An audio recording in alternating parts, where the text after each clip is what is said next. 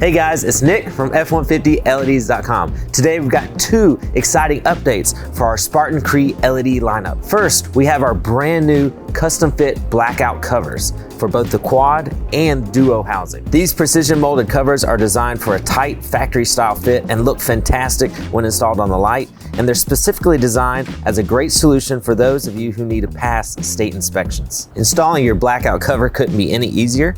You just take the cover and line the tabs up with the side of your Spartan and push it over the lens and it locks into place.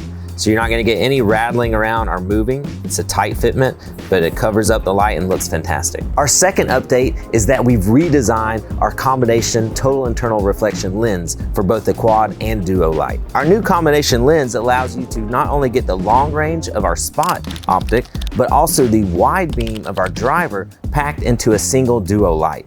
For our quad setups, this new combination lens allows us to move the Spot or long range lenses to the inner side of the light. So now we can project our long beam further in the center and over the hood of the truck when mounted in a hood light configuration.